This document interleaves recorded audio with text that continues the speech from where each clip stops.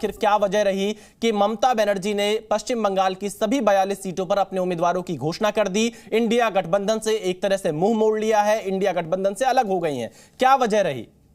नहीं, वजह यही है कि देखिए, सीट शेयरिंग का जो मुद्दा था, दीदी ने दिसंबर महीने में 31 दिसंबर का अल्टीमेटम दिया था कि आप बार बार, दीदी एक ही बात बोलती थी कि आप सीट शेयरिंग कर लीजिए कि कहां पे आप। और रही बात पश्चिम बंगाल की, तो पश्चिम बंगाल में तृणमूल कांग्रेस के वोट शेयर को आप देखिए, तृणमूल विधानसभा में देखिए, लोकसभा में देखिए, तृणमूल कांग्रेस ने बहुत अच्छा काम किया है। तृणमूल कांग्रेस के जो नंबर है विधानसभा में, पंचायत में, तो तृणमूल कांग्रेस में ममता बनर्जी एक चेहरा बंगाल में है। जिस तरह से बिहार में तेजस्वी, बिहार में उन्होंने महागठबंधन किया है, तो अगर बंगाल के अंदर में ममता बनर्जी ने अगर उनको कुछ बात की, उस बात पे उन्होंने आगे नहीं बढ़ी बात। नहीं, तो बात क्या थी स्वयं पुरोहित जी, थोड़ा सा आप अगर स्पष्ट करेंगे तो और क्लैरिटी आएगी। क्या सीटों को लेकर बात फंस रही थी, संख्या को लेकर बात फंस रही थी, या अधीर रंजन चौधरी जिस तरह से हमलावर थे ममता बनर्जी के ऊपर, वो एक बड़ी वजह रही है? देखिए, अधीर रंजन चौधरी ने तो कांग्रेस में, ये मीडिया में आप लोगों ने खबर चलाई थी, अधीर रंजन चौधरी ने स्पष्ट कह दिया था कि जिस तरह से अगर ममता बनर्जी के साथ तृणमूल कांग्रेस का गठबंधन हो जाता है तो वो भाजपा ज्वाइन कर लेंगे। ये तो मीडिया में खबरें चली थी, आपको पता है। तो ये अधीर रंजन चौधरी का कैरेक्टर है, उनके बारे में कांग्रेस को संज्ञान लेना है कि वो एक तरफ अधीर रंजन चौधरी जैसे नेता को, जो सुबह शाम भारतीय जनता पार्टी के नेता शुभेंदु अधिकारी और सुकांतो मजूमदार की तरह ममता बनर्जी के कार्यों, अच्छे कार्यों के बावजूद भी उनके ऊपर में टीका टिप्पणी हमेशा करते रहते हैं। तो जब आपको हमसे लड़ना है तो जनता, बंगाल की जनता जवाब देगी। बंगाल की जनता, देखिए, ये जो इंडिया गठबंधन बना था, बहुत छोटे रूप से समझिएगा कि इंडिया गठबंधन पूरे देश के अंदर में ममता बनर्जी ने इंडिया नाम दिया था, और उसमें पश्चिम बंगाल में उन्होंने, दीदी ने यही कहा था कि 300 सीटों पर आप लड़िए। आज राजस्थान हो, गुजरात हो, जो भी राज्य है जहां पर कांग्रेस मजबूत है, 300 सीटों पर कांग्रेस लड़े, और जहां पर क्षेत्रीय पार्टियां जहां ज्यादा मजबूत है, आप देखिए मेघालय में हमारे लीडर ऑफ अपोजिशन कौन है? वहां कांग्रेस नहीं है लीडर ऑफ अपोजिशन, वहां लीडर ऑफ अपोजिशन है तृणमूल कांग्रेस। बिल्कुल बिल्कुल। चलिए स्वयं पुरोहित जी, आपका यह मानना है कि सीट शेयरिंग एक बड़ा मुद्दा रहा जो ममता बनर्जी ने इंडिया गठबंधन छोड़ा है। हमारे साथ इस वक्त के शर्मा भी जुड़ चुके हैं, भारतीय जनता पार्टी के प्रवक्ता। के शर्मा जी, आपका बहुत स्वागत है। मैं लेकिन पहला यहां पर जवाब लूंगा अजय उपाध्याय, कांग्रेस के प्रवक्ता से। अजय उपाध्याय जी, आखिर क्या चल रहा है आपके गठबंधन में? जो भी दल आपको छोड़ रहे हैं या जो साथी आपको छोड़ रहे हैं, वो सिर्फ और सिर्फ ये आरोप लगा रहे हैं कि जो सीट शेयरिंग का फॉर्मूला था कांग्रेस ने उसको नहीं माना, और 31 दिसंबर तक आपने पश्चिम बंगाल में सीटों का बंटवारा नहीं किया। और अधीर रंजन चौधरी का जो बयान रहा, क्या वो भी भारी पड़ रहा है आपको? दो बातें, दो प्रश्न आपने किया है। पहली बात है कि सीट शेयरिंग के फॉर्मूले के तहत यूनिटरल कोई बात नहीं होती है। बातचीत जब भी होगी लोकतांत्रिक तरीके में, दो पार्टियों का अलग अलग अपना अपना अधिकार है, अपनी अपनी सोच है, अपने अपने हिसाब से उसके कार्यकर्ता हैं राज्यों में, और उसकी अपनी पकड़ है। जहां जो मजबूत है निश्चित तौर पे उसको अपेक्षा से ज़्यादा सीटें मिलती हैं, लेकिन जो कमज़ोर है उनको भी सीट हम देने का प्रयास लगातार करते रहे।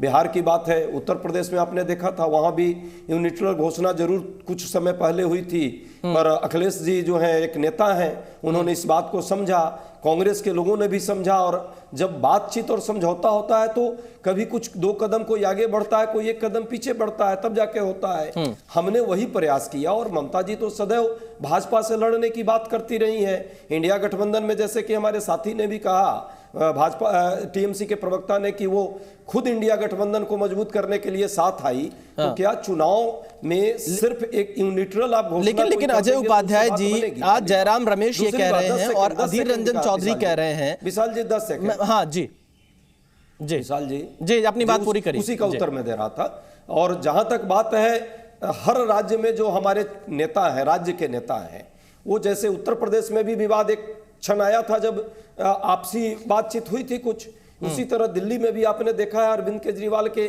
साहब के विरुद्ध में हमारे लोग, और उनके विरुद्ध हमारे विरुद्ध में उनके लोग भी कई बार ऐसी चर्चा किए। लेकिन जब फाइनल शेप आ गया तो आज सब साथ होकर लड़ रहे हैं। तो एक शेप आना चाहिए, यूनिटरल घोषणा। लेकिन ममता दीदी एक मजबूत नेता है, उनका पूरा मेरे तरफ लेकिन चलिए अजय उपाध्याय जी यहाँ तो अलग हो गई, सीधे 42 सीटों पर ऐलान कर दिया। मैं फिर आपके पास आऊंगा।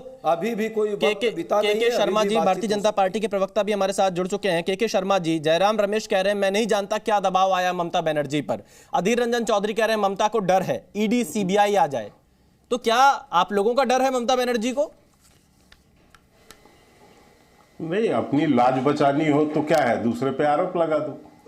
अपने निकम्मेपन की बात है। अभी तो कुछ दिन पहले तक हाथ उठा उठा के खूब फोटो खिंचा रहे थे, तब तो बड़ा चिल्ला रहे थे लोग आपस में। हम उस समय भी कहते थे विशाल जी कि ये महज एक मजाक है, इसके सिवाय कुछ नहीं है। 2017 में भी हमने देखा, 2014 में भी देखा, 2019 में भी देखा, और इस बार भी अभी पिछले एक साल से जो इनकी नौटंकी चल रही थी वो पूरे देश ने देखा। आज जेडीयू जो मुख्य सूत्रधार थे वो उसमें गठबंधन में नहीं, यही ममता बनर्जी इतना उछल के वो कह रही थी, वो चली गई। और इसके बाद आप पार्टी से बता रहे हैं हमारा बहुत अच्छा गठबंधन, पंजाब में एक दूसरे के विरुद्ध लड़ रहे हैं। कैसी दोगला चरित्र है कि यहाँ पर तो दिल्ली में बैठ के हाथ मिलाएंगे, वहां पर जाके अलग लड़ेंगे, कम्युनिस्टों के साथ केरल में आमने सामने लड़ेंगे, बाकी जगह कहेंगे हमारा समझौता है। तो ये दोहरे चरित्र, ये भ्रष्टाचारी चोर जो इकट्ठे हुए हैं, ये दोहरे चरित्र के लोग हैं और इनका स्वरूप जो है पूरा देश देख रहा है। तो ये इसलिए मैंने कहा कि इनकी स्थिति जो है आज इस तरह की है कि कुछ भी करो, किसी तरह लाज बचाने के लिए, कुछ ना हो तो भाजपा पे आरोप लगा दो। ये कह दो भैया कि भैया भाजपा ने ईडी सीबीआई, अरे भैया अभी तक तो इतनी छाती पीट रहे थे।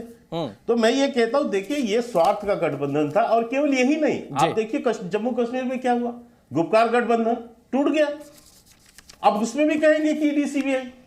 तो एक्चुअल में कांग्रेस जितनी स्वार्थी पार्टी है, और अभी अनुराग जी बैठे, एक बात कह के खत्म करूं, अनुराग जी को इसका अनुभव बहुत पुराना है इनकी पार्टी को, लेकिन मजबूरियां बहुत कुछ कराती हैं। आपको ध्यान होगा 2009 का चुनाव, यही मुलायम सिंह यादव और अमर सिंह ये चिट्ठी लेके समर्थन का सोनिया गांधी के दरवाजे पे खड़े थे। सोनिया गांधी ने 10 जनपद में एंट्री नहीं दी इनको और न समर्थन लिया, बैरंग लौट गए मुलायम सिंह और अमर सिंह, और उसी के पहले 2008 में इनसे समर्थन लिया था। तो आप ये समझ सकते हैं कि इसके बावजूद जो है ये वहां गए। लेकिन चलिए मैं जवाब लेता हूं, एक मूल चरित्र है। बिल्कुल, के शर्मा जी ने अपनी बात रखी का ही जो है ये लोग खामियाजा भुगत रहे हैं। अनुराग भदौरिया जी, बीजेपी का साफ तौर पे कहना है कि स्वार्थ का ये गठबंधन है और कांग्रेस अपने स्वार्थ में है। आपका क्या कहना भाई? नीतीश कुमार अलग हो गए, टीएमसी ममता बनर्जी अलग हो गई। अगर हम टीएमसी और समाजवादी पार्टी के संबंधों को देखें तो वो बहुत ज्यादा बेहतर है। आखिर वजह क्या है और क्या चल रहा है इंडिया गठबंधन में? क्यों साथी छोड़कर जा रहे हैं? क्या कांग्रेस का स्वार्थ है या फिर कुछ और बात है? देखिए, इंडिया गठबंधन राष्ट्र को बचाने के लिए हुआ है। हमारी जिम्मेदारी है कि राष्ट्र के अंदर जो समस्याएं हैं, जिस तरह से भारतीय जनता पार्टी का एक अत्याचार हर समाज के ऊपर हो रहा है, चाहे किसान हो, चाहे युवा हो, चाहे महिलाएं हो, चाहे छात्र हो, चाहे आप एजुकेशन में पेपर लीक की बात कर लो।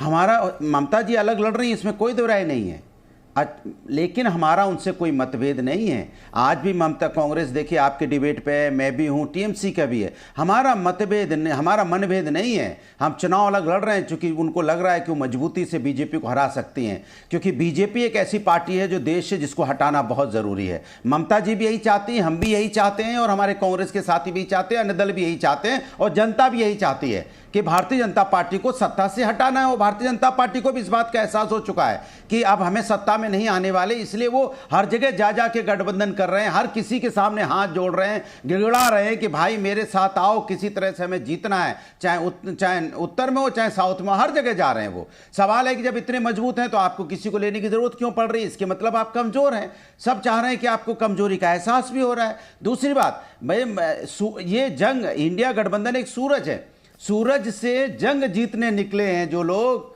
वो मोम के निकले, पिघल के वापस लौट आए। अनुराग जी, तो इनको तो पिघलना है, ये कहां लड़ पाएंगे? क्योंकि हमारा जो गठबंधन है जनता के साथ है। बनर्जी इंडिया गठबंधन को छोड़कर जा रही, तो मोम का कौन हुआ?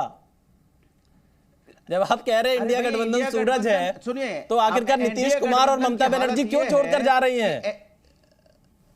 सुनिए, कोई छोड़ के नहीं जा रहा है।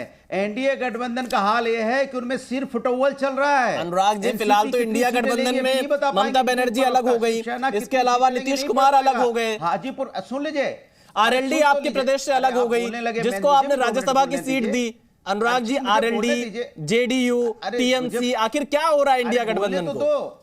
अरे बोलने तो दोगे? तो सूरज के आगे मोम कौन है? मैं कह रहा हूं कि इनका तो हाजीपुर, अरे भाई बोलने तो दो जी। आप थोड़ी बीजेपी के प्रवक्ता हैं, मुझे बोलने अनुराग जी, आप अपनी बात रखिए, आप बात रखिए, मैं आपसे सवाल पूछ रहा हूं।